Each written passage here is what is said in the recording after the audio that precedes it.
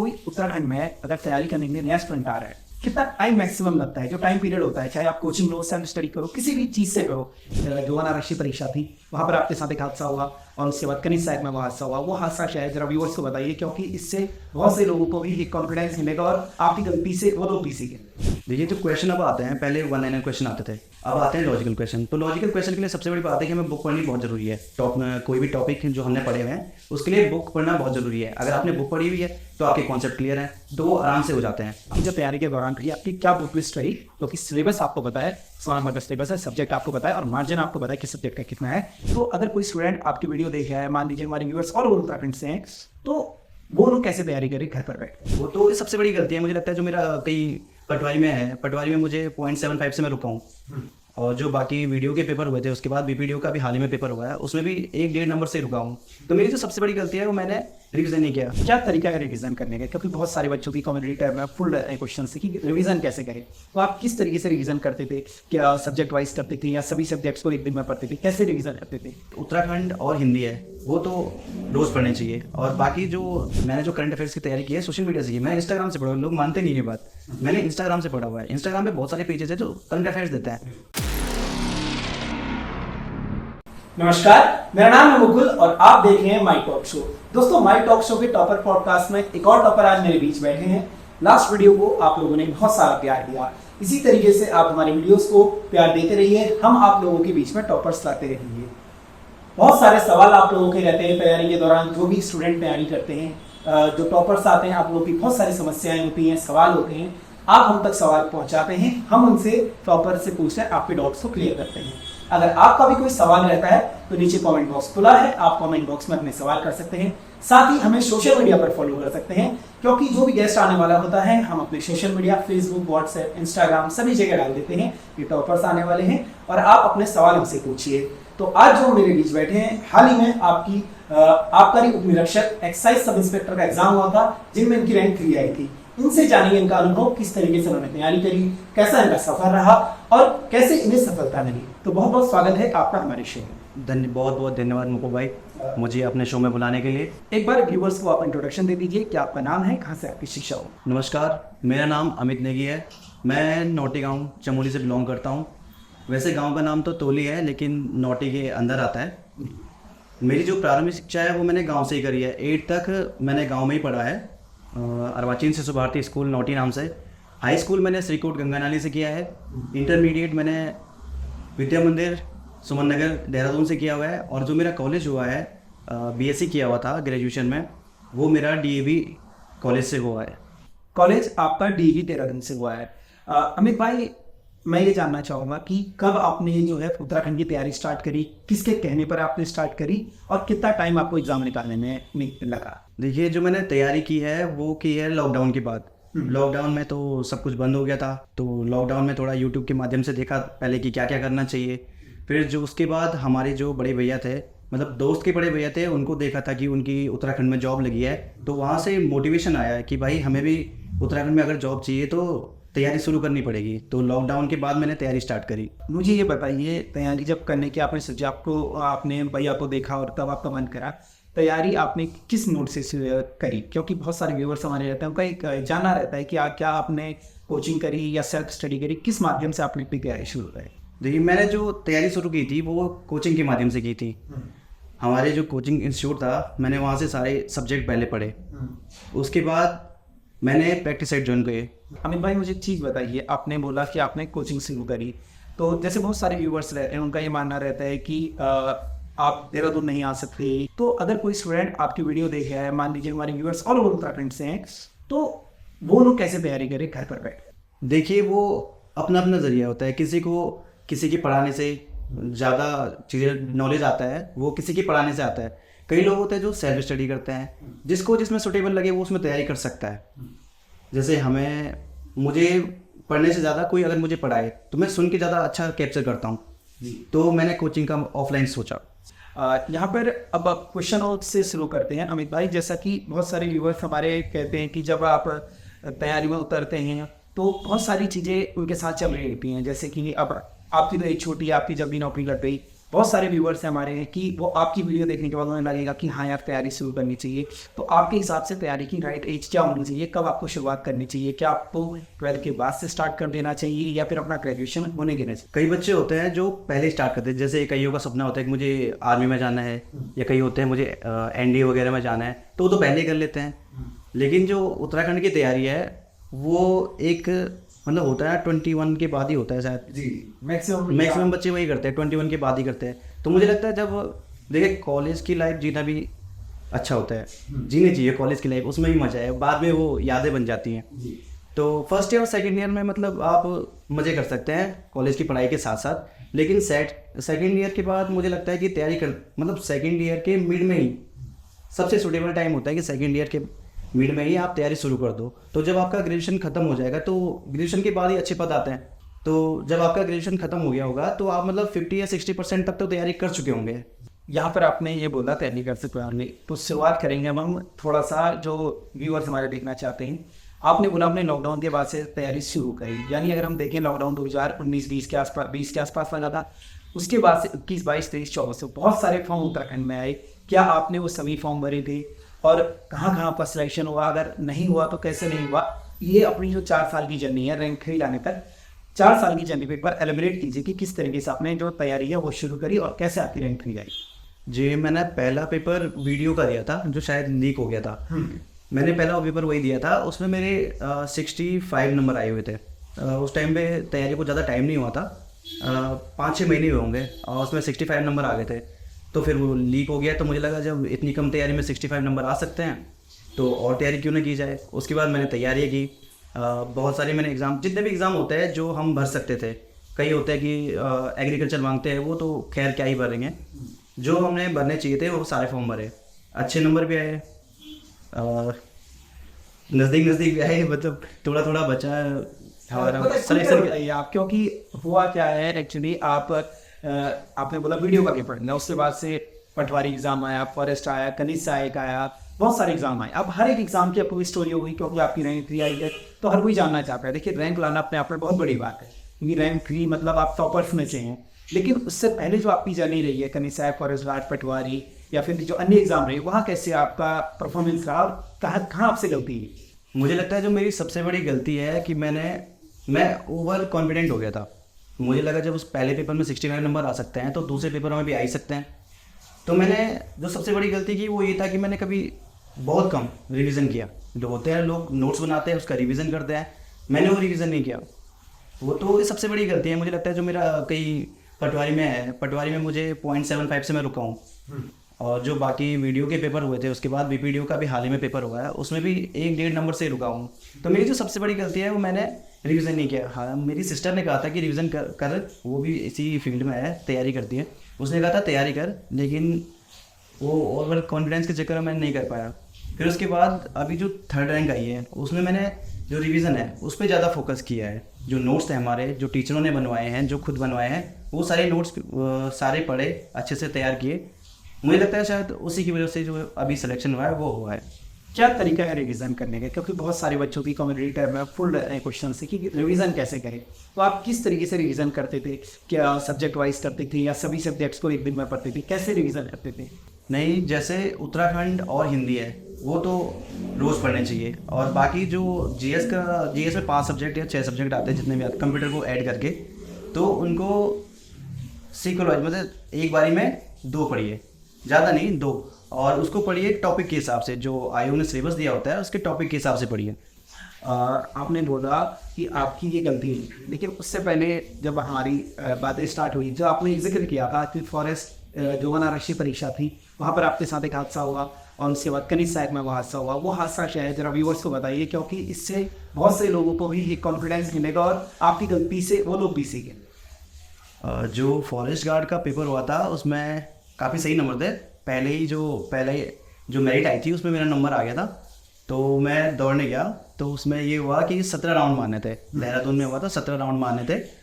तो उसमें ये हुआ कि मैं नए जूते पहन के चले गया। तो नए जूते होता है ना कि कभी कंफर्टेबल नहीं होते हैं, थोड़ा उनका साइज़ अलग होता है, तो नए जूते पहन के चले गया, तो उससे क्या हुआ, पैर के नीचे छाला पड़ गया। छाला पड़ गया तो साथ साथ पता नहीं पत्थर वगैरह लगा, वो फूट गया। तो इतना दर्द हुआ, मैं चल नहीं पाया, तो मैं 14 राउंड के बाद छोड़ दिया। ये वाला पेपर तो ऐसे रुक गया था। फिर उसके बाद कनिष्ठ सहायक में मेरे 62 नंबर थे, जो कि उस पेपर के हिसाब से काफ़ी सही थे। वो बहुत टफ पेपर था। तो उसमें 62 नंबर थे, उसमें भी हो सकता है पहले में आ जाता। फिर उसमें भी ऐसे ही पता नहीं 3 महीने की टाइपिंग की हुई थी, टाइपिंग में अच्छा गया होता, 15-16 लाइन लिखी हुई थी। लेकिन उसमें जब फाइनल रिजल्ट आया तो मैं ढूंढा कि यार मेरे तो 62 नंबर थे, आ जाना, नाम तो आ जाना चाहिए था। लेकिन बाद में देखा, जब पूरा नंबर देखा तो उसमें 2200 जो होते हैं, 4000 कीवर्ड लिखने होते हैं, 2200 दिए हुए थे। उसमें मेल किया गया आयोग को, फिर उसका कोई फ़ायदा ही नहीं हुआ। दोस्तों, आशा करता हूं कि आपको हमारी वीडियोस पसंद आ रही होंगी। अगर आप हमें सपोर्ट करना चाहते हैं तो हमारी यूपीआई आईडी स्क्रीन पर आ रही है, साथ ही डिस्क्रिप्शन बॉक्स में भी दी गई है। इस पर आप डोनेट कर हमारी मदद कर सकते हैं। इसके अलावा आप चैनल को ज्वाइन कर या थैंक्स बटन के माध्यम से भी हमें सपोर्ट कर सकते हैं। आपके छोटे से सहयोग से भी हमें बहुत प्रोत्साहन मिलेगा। धन्यवाद। जिन लोगों को चीज़ें समझ में नहीं आई उन्हें मैं एक बात बताता हूँ। जैसे कि अभी इसने बताया कि फॉरेस्ट अलग से परीक्षा होती है, पहले आपकी स्वास्थ्य की परीक्षा होती है और उसके बाद आपका फिजिकल होता है। तो बॉयज़ के लिए फिजिकल होता है 25 किलोमीटर का होता है, और फिजिकल वहाँ प्रताप स्पोर्ट्स जो कॉलेज है इस साइड होता है बाइक स्टेडियम में। तो वहाँ पर जो एक ट्रैक बना हुआ है, उसकी जो 17 राउंड है वो आपको मानने होते हैं, और उन्हीं 17 राउंड की बात कह रहे थे जहाँ पर ये 17 राउंड नहीं मार पाए, 14 राउंड में बाहर हुए। देन उसके बाद कनिष्ठ सहायक की परीक्षा हुई जो कि 445 पर ऊपर हुई थी, और वहाँ पर 62 नंबर इनके आए थे, मेरिट में थी 52। तो यानी मेरिट से 10 नंबर ज़्यादा अमित लेकर आए थे, और जो फाइनल मेरिट हुई थी 58, 59 समथिंग, अलग अलग जो क्लब एग्जाम था, तो उसमें जो अलग अलग विभाग थे उसके हिसाब से नहीं थी, और वहाँ पर अमित टाइपिंग के बाहर। तो बहुत 2 गलतियाँ हुई। जैसा कि अमित आपने ये बताया कि आप फॉरेस्ट में बाहर हुए, क्या आपने प्रैक्टिस की थी, प्रैक्टिस करने के बाद बाहर हुए, या फिर वहीं आपके साथ अचानक कुछ हुआ? नहीं, प्रैक्टिस तो किया हुआ था। ऐसा नहीं कि मैं रोज़ 25 किलोमीटर दौड़ता था, इतना नहीं दौड़ता था। 10 या 15 किलोमीटर ऐसे ही मतलब प्रैक्टिस करता था, क्योंकि मुझे लगता था कि वहाँ तो हो ही जाएगा। लेकिन हो जाता, 14 राउंड में कंप्लीट कर चुका था। फिर जो ट्रेजेडी हुई थी, पैर में दर्द हो गया था, उसकी वजह से मैं नहीं कर पाया। ठीक है। और कनिष्ठ सहायक में आपने बोला कि 3 महीने आपने टाइपिंग करी, और फिर भी आपके वहाँ पर क्या कुछ रहा वो आपको भी नहीं पता, और आप टाइपिंग टेस्ट में पास नहीं हो पाए। मुझे चीज़ ये बताइए कि जब आप ये ऑलमोस्ट आपका सिलेक्शन हो चुका था, कि जब आप मेन टफेस्ट पार्ट जो होता है किसी एग्ज़ाम को, रिटर्न क्वालिफाई करना होता है, आप दोनों एग्ज़ाम को क्वालिफाई करने के बाद जब आपका नहीं होता है फाइनल में, वो दर्द कैसा है, आपका अपना दर्द कैसा है, और ये बात परिवार में पता है तो उनके बीच में ये दर्द कैसा है? दर्द तो बहुत होता है। अब सिलेक्शन रुक गया, जो अच्छा खासा जहाँ सिलेक्शन होना था वहाँ रुक गया, तो दर्द तो मतलब होता ही है। तो हमारे यहाँ ये है कि हम ज़्यादा फैमिली से ज़्यादा बातचीत होती नहीं हमारी। पापा तो सबके ऐसे ही होते हैं, मतलब 1-2 मिनट बात हो गई बहुत है। उनको ये पता है कि बस हाँ तुम तैयारी कर रहे हो, उनको थोड़ा एक भरोसा भी है कि भाई बच्चा तैयारी कर रहा है तो अच्छा ही कर रहा होगा। देखते भी है, जब आते हैं तो पढ़ते रहते हैं। तो अभी कुछ दिन पहले ही बोल रहे थे मम्मी के, हमें तो बोलते नहीं हैं, मम्मी को बता रहे थे कि बच्चे तो पढ़ते हैं, अब इतनी मेहनत कर रहे हैं तो हो भी जाएगा एक बार। तब हुआ नहीं था, उसके कुछ दिन बाद रिजल्ट आया हुआ था। हमारी फैमिली में सब ऐसे ही हैं, फादर से लेके चाहे बड़े भैया हो, कज़न हो, सब ये हैं, वो बताते नहीं हैं ज़्यादा बातें। जब एक बार फाइनल हो जाए उसके बाद ही बताना मतलब प्रेफर करते हैं। अभी तो मेरी 3rd रैंक आई थी, मैंने वो भी नहीं बताया। अच्छा, आपने ये बात घर नहीं बताई है कि आपकी 3rd रैंक आएगी? काफ़ी टाइम बाद, मतलब एक दिन बाद बताया था मैंने कहा। और ये हुआ था ना, पटवारी में पेपर क्वालिफाई हो चुका था, उसके बाद फिजिकल था, उसके बाद फिजिकल था, उसके बाद फाइनल मेरिट आनी थी शायद। तो पहली मेरिट में हो गया था, तो हो जाता। आजकल इंटरनेट का ज़माना है, सब बताते हैं कि अरे तुम्हारे बच्चे का तो हो गया। तो पापा ने कहीं से सुन लिया था कि तुम्हारे बच्चे का पटवारी में हो गया है। तो फाइनल तो हुआ नहीं था, मैंने बताया नहीं, इसलिए मैं बताता नहीं हूँ फाइनल, जब तक फाइनल नहीं हुआ। तो उनको वो बात बहुत बुरी लगी, मतलब दूसरों से सुनना पड़ रहा है। तो इस बार मैंने फिर एक दिन बाद ही बता दिया था, मैंने कहा हो गया, अच्छी रैंक आई है इस बार। मैं जब तक फाइनल नहीं होगा तब तक बाहर मत बताइएगा, अपने तक आइएगा। बिल्कुल, ये उत्तराखंड है, यहाँ पर सभी लोग इसी चीज़ पर चलते हैं कि कभी आपका रिजल्ट आ जाता है, जब तक आपकी ज्वाइन ना हो जाए। तो बहुत से मैक्सिमम जितने लोगों से मैं मिला हूँ, जितनों का इंटरव्यू मैंने किया है, शायद यही कारण है कि आधे इंटरव्यूज हम आपके बीच ला नहीं पाते हैं, क्योंकि एक्चुअली जब एग्जाम निकला है और इनके बाद समय नहीं है, देन ज्वाइनिंग के बाद समय नहीं मिल पाता है किसी को इंटरव्यू देने का। तो ये होता है सच, क्योंकि जब तक आपकी ज्वाइनिंग ना हो जाए तो ये लगना नहीं चाहिए कि आपकी जॉब लग चुकी है, आप एक सामान्य की तरह रह सकते हैं अगर आपका नेचर ऐसा हो तो मुझे ये बताइए कि जब आपका नहीं हुआ, चाहे फॉरेस्ट में हो चाहे कनिष्ठ सहायक में हो, तो हिम्मत, क्योंकि आपका तो सिलेक्शन ऑलमोस्ट फाइनली हो चुका था, उसके बाद आप बैठे हो, क्योंकि ये एग्जाम में काफ़ी टाइम हो चुका है। आपका ये एग्जाम आपका रिसेंटली कुछ समय पहले हुआ है। बहुत सारे व्यूअर्स हमारे होते हैं, आपका चलो फर्स्ट में हो चुका था, करीब साइड में हो चुका था, आपकी अपनी गलती के कारण फाइनल सिलेक्शन नहीं हुआ। लेकिन बहुत सारे बच्चे ऐसे हैं कि किसी का कनीसाइन में बहुत कम नंबर थे और फॉरेस्ट में भी नाम नहीं आया, ना ही उन्होंने टाइपिंग दी, ना ही उन्होंने रनिंग करी, या फिर पटवारी में भी OTP नहीं कराया। आप इतना क्लोज थे, फिर आपको मोटिवेशन कहाँ से मिला कि मैं दोबारा बैठता हूँ और पढ़ रहा हूँ, और आपकी आज रैंक थी आई, और वो लोग कैसे मोटिवेट करें? दोनों चीज़ों को एलिब्रेट। इसके पीछे एक फनी स्टोरी है। पहले गांव में ना मिट्टी के घर होते थे, मतलब हमारा तो ठीक ठाक था, तो बगल पड़ोसियों का हमारा मिट्टी का घर था। तो उसमें क्या है, एक पोस्टर लगा हुआ था। लोग क्या करते थे, अखबार चिपकाते थे। मिट्टी का घर गंदा दिखता है ना थोड़ा, तो लोग अखबार चिपकाते थे। तो उसमें एक रिकी पॉन्टिंग का कोट था ना, कि उसमें लिखा हुआ था कि इंसान को गलतियों से सीखना चाहिए। तो मुझे वो याद आता है कि हाँ, बहुत पुरानी बचपन की बात है, लेकिन वो बचपन की कुछ कुछ बातें ना याद रहती है। तो मैंने वो देखा होता कि तो मुझे लगता है कि पेपर नहीं निकला तो लोग बोलते हैं ना कि मतलब यार अब फिर से तैयारी करनी पड़ेगी, लेकिन ऐसा तो नहीं है फिर से तैयारी करनी पड़ेगी। लोग अगर मतलब हम ऊपर है तो हमें थोड़ी मेहनत की ज़रूरत है। जो शुरुआत कर रहा है उसके लिए तो पूरा ही है, उसको तो पूरा ही 100% पढ़ना पड़ेगा। लेकिन हम सिलेक्शन तक, जैसे सिलेक्शन को 70% पढ़ना पड़ता है, तो हम तो 60-65 में है। तो वहाँ से ये होता है कि यार थोड़ा ही तो पढ़ना है, एक बार ये और ट्राई कर लेते हैं जब तक हुआ नहीं। अब वैसे भी इतना पैसा किसी के पास होता नहीं, कोई बिजनेस खड़ा करके दे दे हमें। सही। तो जब तक एज है तब तक मैंने कहा हो जाएगा, पढ़ लेता है। जितने भी व्यूअर्स देख रहे हैं, तो शायद आप भी कहानी अपने रिलेट कर पा रहे होंगे। आज के सामने एक ऐसे टॉपर बैठे हैं जिनके दोनों एग्जाम निकलने के बाद अपनी गलती के कारण बाहर हो गए, और आप में से बहुत से लोग ऐसे होंगे कि आप भी अपनी गलती के कारण कभी टूला गलत भरा जाता है, या फिर काफ़ी जो कॉमन एरर है, बेसिक एरर है, वो आपसे एग्जाम में होती होगी। फिर आपको इस टाइम की मोटिवेशन कहाँ से मिला? तो आपके सामने सिंग स्टोरी है। इन्होंने कोट को जो है अपनी लाइफ में इम्प्लीमेंट किया और आज इनकी रैंक थी। अमित भाई, मुझे एक चीज़ बताइए, आपका शेड्यूल क्या रहता था पढ़ने का? किस तरीके से आप पढ़ते थे? लाइब्रेरी जाते थे? अगर लाइब्रेरी नहीं जाते थे तो घर पर पढ़ते थे? किस तरीके से आप अपने टाइम टेबल को मैनेज करते थे? आप कितना घंटा दिन में पढ़ाई करते थे? अब हर किसी की अलग अलग चॉइसेस होती हैं। मेरे घर पे कोई नहीं होता है तो मैं घर पे पढ़ना प्रीफर करता हूँ। मैं लाइब्रेरी गया था जब मेरी फैमिली यहाँ पे आ गई थी, तो थोड़ा डिस्टर्बेंस हुआ था। मैं लाइब्रेरी मतलब मैंने 2 लाइब्रेरी चेंज करी है, एक में 1 महीना, एक में 2 महीना, लेकिन ज़्यादातर मैंने घर पे ही पढ़ा है। और लोग बोलते हैं कि सुबह पढ़ के ज़्यादा याद होता है, कोई बोलता है कि रात को पढ़ के ज़्यादा याद होता है। तो मैं रात को पढ़ना ज़्यादा प्रीफर करता हूँ। मैं रात को 1 या 2 बजे तक मैक्सिमम पढ़ लेता हूँ, उसके बाद सो जाता हूँ। तैयारी घर पे ही हुई है, ज़्यादा बाहर नहीं गया। और कितने घंटे आप पढ़ाई करते थे? पढ़ाई का तो मेरा सिस्टम है कि मंडे टू फ्राइडे मैं पढ़ता हूँ, मंडे टू फ्राइडे, और सैटरडे को दिन तक हमारा पेपर होता है, इंस्टीट्यूट का पेपर होता है, वो देता हूँ। दिन के लगभग अगर हमारे भैया पढ़ाते थे उसको मिला के कहा था तो 4-5 घंटा ऐसे ही होता है। मतलब आपने रैंक लाई और अब 5 घंटे से ज़्यादा नहीं पढ़े? नहीं, ज़्यादा पढ़ा भी नहीं जाता है। जितना इंसान की कैपेसिटी होती है, एबिलिटी होता है, जो बोलता है उतना ही पढ़ सकता है इंसान। एक टाइम के बाद दिमाग में घुसना बंद हो जाता है। जी, आपने कोचिंग करी, आपने बताया, पर कोचिंग के साथ साथ आपने बुकों का माध्यम भी चुना होगा। तो एक बार व्यूवर्स को हमारे बताइए कि आपकी जो तैयारी के दौरान रही, आपकी क्या बुक लिस्ट रही? क्योंकि सिलेबस आपको पता है, 100 नंबर का सिलेबस है, सब्जेक्ट आपको पता है और मार्जिन आपको पता है कि सब्जेक्ट का कितना है।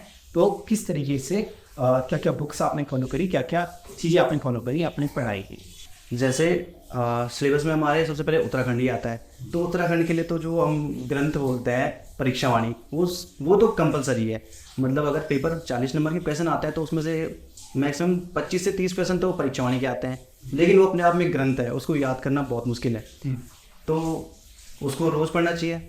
और BS नहीं की 1 लाइनर के लिए बहुत अच्छा है। और एक बुक ज़रूर पढ़नी चाहिए। मेरे पास अजय राउत है, मैंने अजय राउत पढ़ी हुई है। बाकी इससे ज़्यादा यूट्यूब देखे हुए हैं, जो 1 लाइनर के होते हैं, जो इंपॉर्टेंट क्वेश्चन होते हैं, यूट्यूब उसके लिए यूट्यूब का सहारा लिया हुआ है। ये तो उत्तराखंड हो गया। इसके बाद MB और GS वगैरह की बात करें, हिंदी के लिए मेरे पास 2 बुक हैं। एक अंकित चंद भाई ने बोला था पिछले वीडियो में, राजपाल यादव, वो राजपाल सिंह है, उनको वो हो जाता है थोड़ा, वो राजपाल सिंह मैंने ज़्यादा पढ़ी हुई है, और लूसेंट थोड़ी कम। 2 बुकें हिंदी के लिए पढ़ी हुई है। GS के लिए मैंने एक लूसेंट होती है जो लिखने वाली, जिसमें पूरा सब कुछ लिखा हुआ है, एक होता है और एक ऑप्शनल होता है। GS के लिए ये 2 बुक है।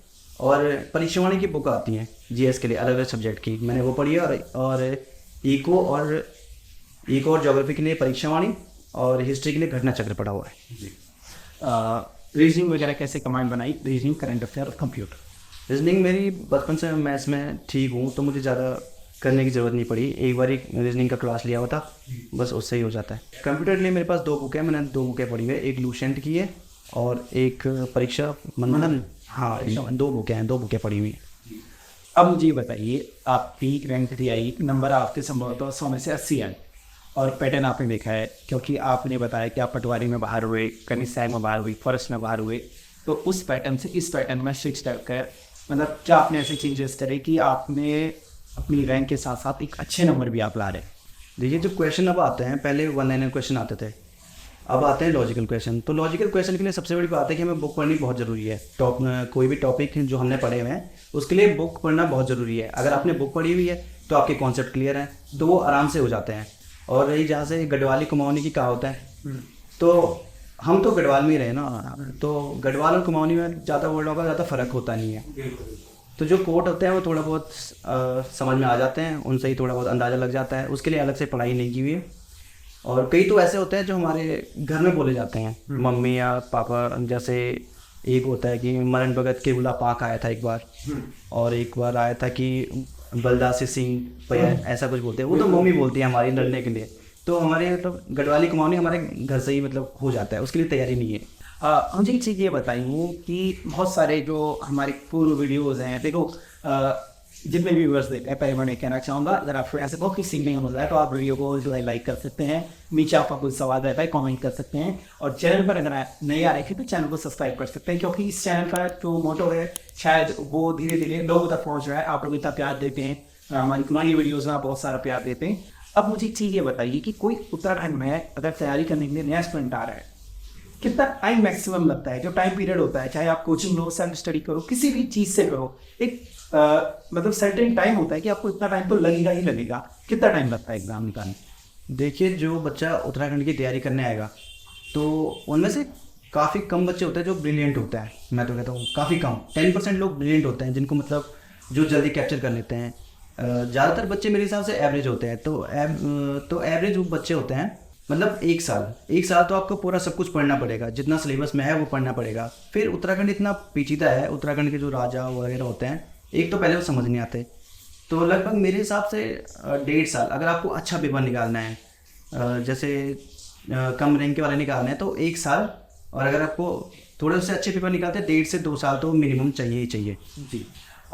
जैसे अंकित चंद को आप जानते थे शायद, आई थिंक बहुत से लोगों ने कमेंट किया था कि कहाँ से कि कैसे टॉपर आ जाते हैं, उन्हें ट्रांसपेरेंसी नजर नहीं आती है। तो मैं आपको बता दूं, ये अंकित चंद के दोस्त ही हैं, अंकित चंद को जानते हैं, और जो है दोनों की रैंक एक फर्स्ट रैंक आई, एक ही थर्ड रैंक आई है। अमित भाई, दूसरी चीज़ आपने बोला कि 1.5 साल लगना चाहिए, पर कोई नया स्टूडेंट आ रहा है तो कैसे मोटिवेट रहे? क्योंकि उत्तराखंड में आपने देखा है, हालांकि जो हमारा सिस्टम है वो पूरा चेंज हो चुका है जब से गवर्नमेंट ने जो है बहुत सारी चीज़ें करी। आपने देखा है कि टाइम पर एग्ज़ाम होते हैं, अब टाइम पर रिजल्ट भी आ रहे हैं, ज्वाइनिंग हो रही है, लेकिन इसमें कहीं ना कहीं स्टूडेंट को अभी भी ये लगता है कि यार उत्तराखंड है, कि यहाँ पर वो अपने सीनियर्स को देखते हैं, क्योंकि कोई गांव से आ रहा है तो उसको पता है यार फलाने जो पड़ोस वाला लड़का है वो 3 साल से देहरादून में है, वो 5 साल से है, तो उसके मन में एक डर रहता है। तो किस तरीके से वो इस फील्ड में उतरे और क्या क्या चीज़ें वो करे, क्या गलतियाँ ना करे, एक बार आप ये बताइए कोई नए बिगनर्स के लिए। देखिए, जो बिगनर्स होते हैं उनका माइंड फ्रेश होता है मेरे हिसाब से। जब भी हम भी बिगनर्स थे तो एक क्यूरियोसिटी होती है कि हाँ मुझे ये चीज़ें जाननी है उत्तराखंड के बारे में, तो अच्छा ये चीज़ें जाननी है। तो बिगनर्स का दिमाग बहुत शार्प होता है, वो फ्रेश भी होता है, बिगनर्स बहुत जल्दी कैप्चर कर लेते हैं। तो बिगनर्स को ये है कि जो सिलेबस है, सिलेबस के अनुसार पढ़ाई करे। अगर उससे खुद पढ़ाई नहीं होती है तो किसी टीचर्स का सहारा ले ले। टीचर्स के पढ़ाई हुई में देखो उनके पास बहुत एक्सपीरियंस है, वो आपको बताते हैं कि बच्चा कैसे समझ सकता है इस बात को। तो मेरे हिसाब से टीचर से पढ़ के वो जो है उनका ज्ञान ले सकता है, तो उससे उसकी काफ़ी हेल्प हो सकती है, उससे उसका अच्छा मार्गदर्शन हो सकता है कि क्या पढ़ना चाहिए क्या नहीं पढ़ना चाहिए। जो टीचर होते हैं वो नई सिलेबस को पहचानते हैं कि हाँ अब सिलेबस चेंज होने लगा है, तो वो उस सिलेबस के हिसाब से भी उस बच्चे को डालने की कोशिश करते हैं। तैयारी के दौरान जैसा आपने बोला, क्योंकि मुझसे भी लोग पूछते रहते हैं कि हम नए आ रहे हैं, हमसे नहीं हो रहा है या मन नहीं लग रहा है, बहुत ज़्यादा हम मतलब स्टडी में फोकस नहीं कर पा रहे, तो उसका सॉल्यूशन या फिर आपने किस तरीके से करा कि आप सोशल मीडिया चलाते थे और चलाते थे कितना चलाते थे और सोशल कितना रहते थे, क्योंकि सोशल मीडिया के साथ साथ आपने बोला ना कि मैं मंडे टू फ्राइडे पढ़ता था, सैटरडे टेस्ट सीरीज देता था, इसका मतलब संडे आप इंजॉय करते हैं, घूमते हैं। कैसे आपने पढ़ाई के दौरान जो आपके नेगेटिव थॉट्स हैं या फिर ये सोशल अट्रैक्शंस हैं, इन चीज़ों से कैसे बचे आप? देखिए आजकल सोशल मीडिया जो है वो बहुत चरम पे है, उससे कोई नहीं बचा हुआ। आजकल हमारे बच्चे क्या बड़े क्या सब सोशल मीडिया में मतलब कनेक्टेड हैं, मतलब एक तरह से सब एडिक्टेड हैं सब। तो सोशल मीडिया से ये है कि जितना दूरी बना सके उतना बढ़िया। ऐसा नहीं कि सोशल मीडिया बुरा है, मैंने जो करंट अफेयर्स की तैयारी की है सोशल मीडिया से की, मैं इंस्टाग्राम से पढ़ा, लोग मानते नहीं ये बात, मैंने इंस्टाग्राम से पढ़ा हुआ है। इंस्टाग्राम पे बहुत सारे पेजेस हैं जो करंट अफेयर्स देते हैं, मैं करंट अफेयर्स इंस्टाग्राम से ही ज़्यादा पढ़े हैं मैंने, इंस्टाग्राम हो गया और एक दो पेजेस हैं उनसे पढ़े हुए हैं। सोशल मैं थोड़ा कम ही था, मैं शनिवार को मंडे टू फ्राइडे में पढ़ता था, सैटरडे को जो प्रैक्टिस होता है जो पेपर होता है वो दिया। उसके बाद मेरा पूरा दिन मूवीज़ का होता था, मुझे मूवीज़ देखने का बहुत शौक है, मैं सारी मूवीज़ देख लेता हूँ। तो सैटरडे का मेरा मूवीज़ का होता था, मैं उस दिन लेट नाइट तक मूवी देखता हूँ। फिर उसके बाद संडे को हमारा दोनों भाई रहते हैं तो घर के काम वगैरह बहुत ज़्यादा हो जाते हैं, कपड़े वगैरह हो जाते हैं। फिर उसके बाद शाम को घूमने चले गए, जब माइंड रिफ्रेश करना हो तो हेडफोन लगाया, गाने सुने पुराने जिसको जैसे पसंद है वैसे सुने और वॉक पे चले गए, ऐसे ही मूड फ्रेश हो जाता है। अच्छा, अब थोड़ा रेंट पर आ रहे हैं। आपने रिजल्ट देखा और उससे पहले आपके माइंड में बहुत सारी चीज़ें थी, क्योंकि नंबर आपको संभवतः पता होंगे कि मेरे क्या नंबर आ रहे हैं। तो जब आपके नंबर आए थे क्या आप एक्सपेक्ट कर रहे थे मेरी रैंक ये आएगी? और जब रैंक आपने देखी, रिजल्ट देखा, तो क्या आपका जो एक्सप्रेशन थे या क्या आपकी फीलिंग्स थी उसे जरा एलरेडी कीजिए। जैसे पेपर के बाद रूमर्स बहुत फैले थे, किसी ने कहा था मेरे 90 नंबर्स हैं, किसी ने कहा 92 नंबर हैं, वो रूमर्स हुए थे। उसका हमने पता किया था कि वो हमारे दोस्त है जिसके बारे में रूमर्स फैले हुए थे, उन्होंने कहा हमने पेपर नहीं दिया है। तो मुझे लगा था, हमें पता था अंकित चंद भाई के अच्छे नंबर हैं, उनका हो जाएगा। एक दो हमारे इंस्टीट्यूट में थे, उनका भी लगता था कि हमसे ऊपर ही हैं। कई लोग झूठ बोलते हैं, कम नंबर बताते हैं। मेरा एक दोस्त है, उसने भी मुझे कम नंबर बताए थे, फिर अभी बता रहा था कि मेरे इतने नंबर थे। मुझे पता नहीं, मतलब मुझे लगा नहीं था, मतलब ऐसे मतलब रैंक 3 आ सकती है। मतलब 81 पॉइंट समथिंग नंबर थे, जो बाद में शायद एक क्वेश्चन डिलीट हुआ था या फिर नंबर बढ़े थे, क्वेश्चन डिलीट हुए थे, कोई चेंज हुआ था, उससे वो नंबर बढ़ के 83 हो गया था। तो मैं उस दिन गेम खेल रहा था, अब मूड माइंड रिफ्रेश करना था, मैं कभी कभी गेम खेल लेता हूँ। तो मैंने उसके पिछले दिन गेम डाउनलोड किया तो गेम खेल रहा था। सैटरडे का पेपर दे के आया था, मैं यार कोचिंग से आया था, तो गेम खेल रहा था। तो मेरा दोस्त का फ़ोन आया था, अंकित नाम है, उसका फ़ोन आया था कि रिज़ल्ट आ चुका है, रिज़ल्ट बताते हैं, अपने फादर का नाम बताओ। क्योंकि उनको नाम पता था, अमित नेगी नाम है, तो अमित नेगी एक नाम शायद 13 या 14 रैंक पे भी है। तो उन्होंने कहा फादर नाम बताओ, कि तब बताएं हम। तो मैंने कहा फादर नाम ये, तो उसने कहा 3rd रैंक है। भरोसा तो होता नहीं है, तो ये हमने कभी एक्सपेक्ट किया ही नहीं था कि मतलब 3rd रैंक भी आ सकती है। मैंने कहा फिर छोड़ो, गेम छोड़ो, रैंक देख। मैंने कहा PDF भेजो, तो उन्होंने PDF भेजा, तुम देखा। मैंने कहा, फिर मैंने रोल नंबर चेक किया, मैंने कहा फादर्स नेम सेम हो सकते हैं, मैं रोल नंबर चेक करता हूँ। तो वहीं पे पेपर रखा हुआ था, रोल नंबर चेक किया, फिर मैंने कहा हाँ ठीक है। थोड़ा एक्साइटेड हो जाता बंदा ना, एकदम से बॉडी पूरी गर्म हो जाती है, हाथ हिलने लगते हैं। मैंने कहा, फिर मैं थोड़ा बाहर गया, मैंने कहा ठीक है। फिर सिस्टर को बताया था सबसे पहले, बाकी किसी ने। होता ही, देखो मैं जितने भी टॉपर्स में मिलता हूँ, शायद अपने बहुत सारे रैंक 1 के इंटरव्यू करने, रैंक 2, 1, 3 बहुत बड़ी बात होती है अपने आप में रैंक लाना। और ये जो फीलिंग्स होती है सभी की फीलिंग्स है। तो मैं उम्मीद ये करूँगा जितने मेरे व्यूअर्स देखने हैं, अगर वो तैयारी वाले स्टूडेंट्स हैं, तो ये मौका आपको भी मिले और आप भी मेरे साथ बैठे हों, अपना एक्सपीरियंस शेयर करें और इसी भावना के साथ हमारी वीडियो को पूरे ऑल ओवर उत्तराखंड में फैला दीजिए, ताकि हर एक तैयारी करने वाले स्टूडेंट्स के अंदर मोटिवेशन आए।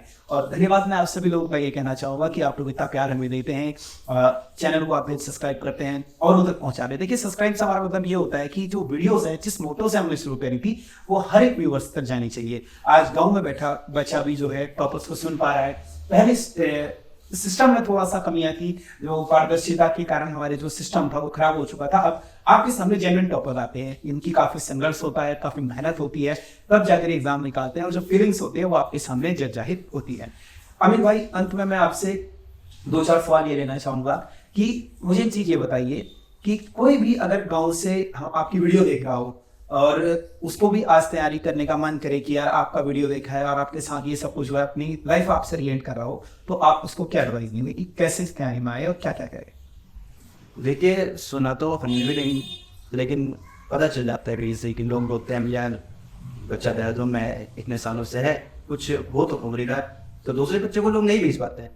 अब किसी एक का हो जाए तो गांव के 4 बच्चे और मोटिवेट हो जाते हैं कि हाँ यार, अगर वो कर सकते हैं तो हम भी कर सकते हैं। तो ये है कि हमें उनका मतलब एक तरफ से कह सकते हैं बहुत बड़ी बात है। जी, बिल्कुल सही बात है इन्होंने कहा, क्योंकि एग्जाम्पल आप रिलेट भी कर सकते हैं। ऐसा नहीं है कि बहुत सारे लोग जो होते हैं सोचते हैं यार कि ग्रुप सी का एग्जाम तो निकाला है या फिर इतनी बड़ी पोस्ट नहीं है।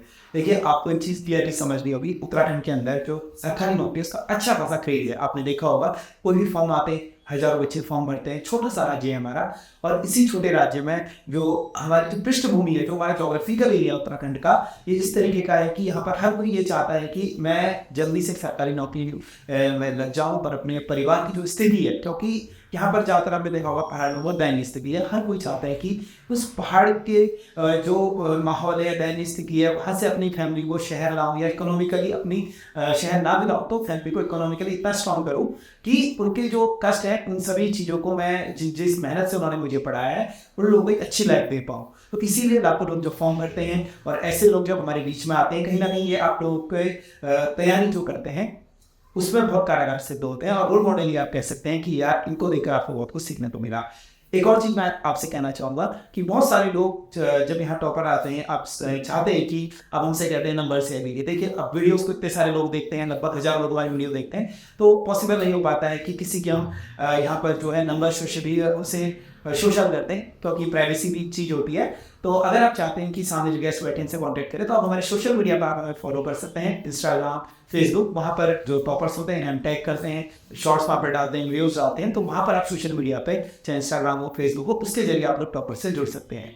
तो वीडियो को देखने के लिए बहुत बहुत धन्यवाद। इसी तरीके से जो टॉपर्स पॉडकास्ट है उसे आप बहुत सारे वीडियोस को देखने के लिए नीचे प्लेलिस्ट पे जा सकते हैं, साथ ही हमारे चैनल को सब्सक्राइब कर सकते हैं और वीडियो को अधिक से अधिक शेयर कर सकते हैं। मिलेंगे आपसे नए पॉडकास्ट में नए टॉपर के साथ। वीडियो को देखने के लिए बहुत बहुत धन्यवाद।